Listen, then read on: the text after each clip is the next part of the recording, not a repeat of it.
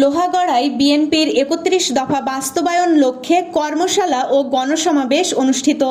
শরীফুজ্জামান, নড়াইল প্রতিনিধির ভিডিওচিত্রে বিস্তারিত।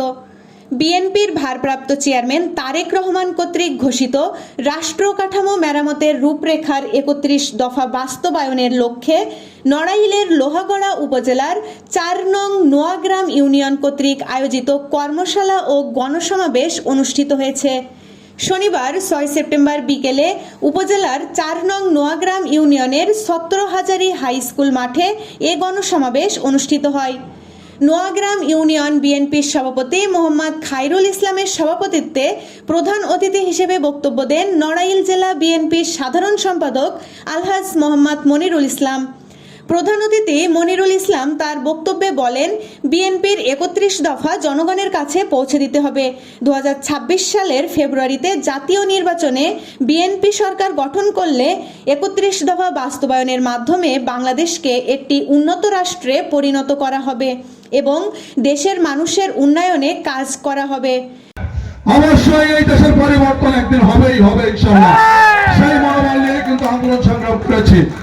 আপনারা দেখেন এই ১৭ বছরে আমাদের অনেক নেতা কর্মী নিহত হয়েছেন, গুম খুনের শিকার হয়েছেন, আয়না ঘরে রেখে শেখ হাসিনা অনেক নির্যাতন অত্যাচার করেছেন। জুলাই বিপ্লব, জুলাই আগস্টের বিপ্লবে হাজার হাজার মানুষকে পাখির মতো গুলি করে মেরেছে শেখ হাসিনার পুলিশ বাহিনী, সেনাবাহিনী দিয়ে সমস্ত সংগঠন। এরপরেও সৃষ্টিকর্তার খেলা কি দেখেন, আল্লাহর মায়ের দুনিয়ার ভাই অত্যাচারে জুলুমবাজ আবু জাহেল ধ্বংস হয়েছে। শেখ হাসিনাও কিন্তু নির্বাচিত হব, এমপি নির্বাচিত হব, তারেক রহমান বাংলাদেশের প্রধানমন্ত্রী হবেন। তখনই আমরা চূড়ান্তভাবে বিজয় লাভ করেছি বলে আমরা তত্ত্বাবধায়ক সরকার এটা কেন দিয়েছেন, যাতে করে আর কখনো বাংলাদেশের গণতন্ত্র হুমকির সম্মুখীন না হয়। সার্বজনীন স্বাস্থ্য সেবার কথা বলেছেন।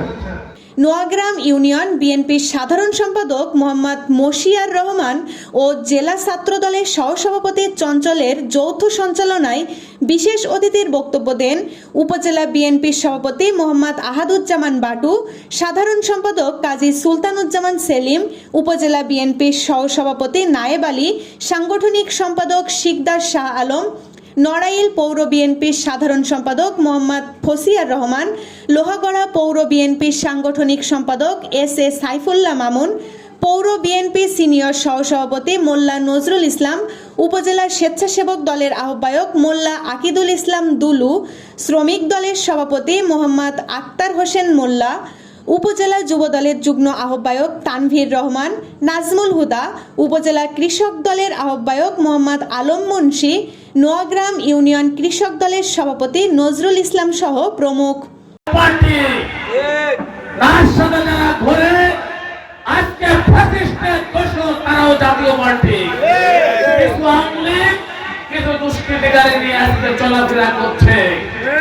তিনি লেখেন নামের আগে ডক্টরেট।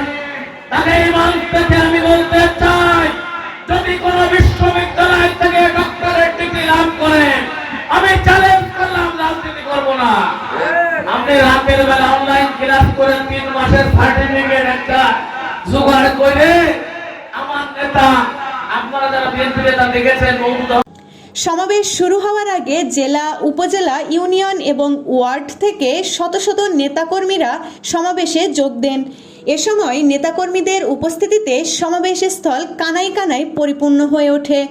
নোয়াগ্রাম ইউনিয়ন শ্রমিক দলের সভাপতি মোহাম্মদ হুমায়ুন কবিরের সৌজন্যে বিপুল সংখ্যক নেতাকর্মী সমর্থকরা মোটরসাইকেল, ইজি বাইক, ভ্যানযোগে ব্যানার, ফেস্টুন ও প্লাকার্ড নিয়ে বাদ্যযন্ত্র সহকারে সমাবেশস্থলে উপস্থিত